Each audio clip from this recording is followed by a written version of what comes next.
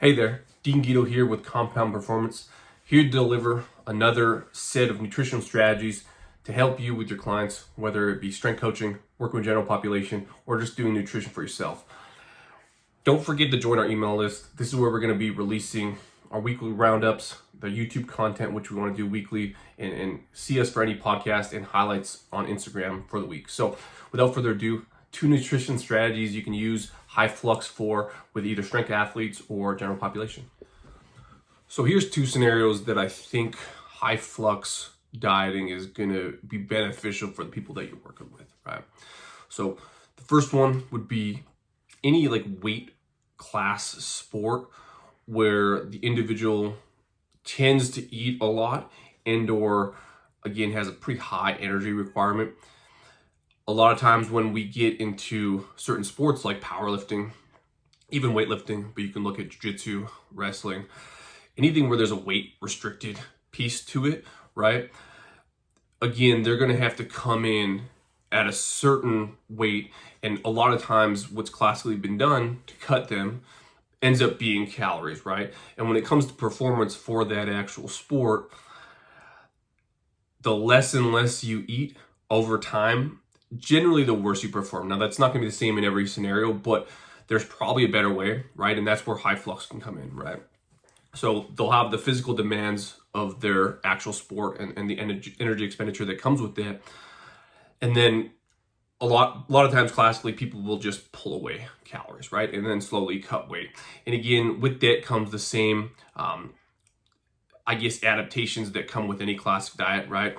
Hungry, thinking about food, a lot of times lower energy, not all the time in terms of respect to their sports, but just outside of it, brain fog, worse sleep, again, not recovering as much. So a way to kind of counteract that is to take their energy expenditure in their actual sport and then add on top of that what we'd call NEAT, but just steps. And then instead of having them create a deficit via food with the energy they have coming in, we add on top of that NEAT to some extent, right? And count their steps and get them higher while raising food. And then we can create that same deficit with more food.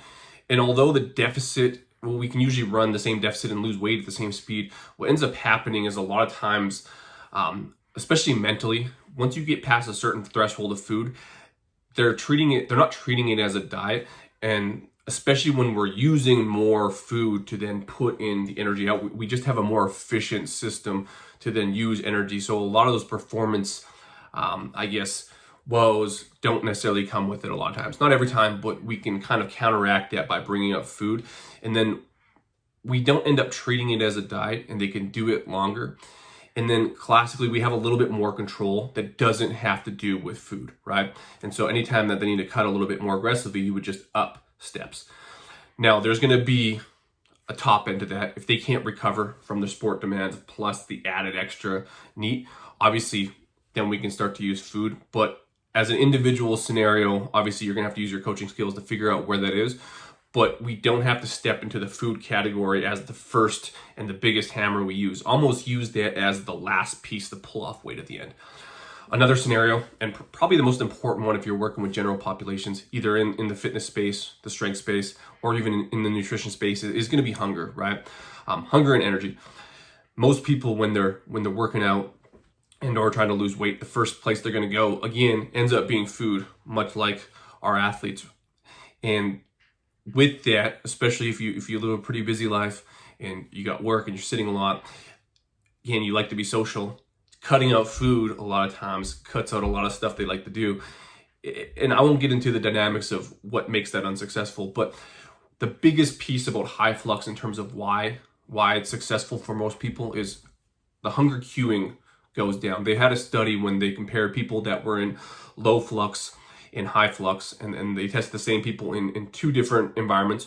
One where they were getting their steps up and feeding them up into a high flux, so they'd be in the same energy balance as when they were getting people to sit, not move as much, and then eat less. The biggest dynamic with that was that the people who ate less and did less, although they were in the same balance as the people who did more and ate more, they were much hungrier. Both acutely, so every day when they checked them, and then when the whole study was done, cumulatively, they felt way hungrier. And so, again, when we're using food as the main hammer, especially when we're pulling it away in a deficit with general populations, the first thing that's going to come, and most of the time what you hear, well, my diet didn't work, I couldn't stick with my diet, or I was stressed. A lot of that is just code for I was hungry all the time and I couldn't sustain that. So again, figuring out a way to bring up flux, obviously increasing intake, but increasing output via steps a lot of times, right? Unless you can somehow get them to exercise more. But if we can bring that output up and bring the food up, we can run the same calorie deficit as someone who didn't change a thing and just kept stair-stepping food down every time they needed to lose weight. Again, every time that stair-step down comes in food, especially past a certain threshold, hunger just goes up. And when hunger goes up, a lot of times the success rate goes down. And so if we can sidestep that, or at least prolong that as long as possible, because eventually we're going to have to use food, at some point, we can't just walk forever. But if we can hold off that one piece and keep hunger down for as long as possible, again, that scenario is going to be a home run every time.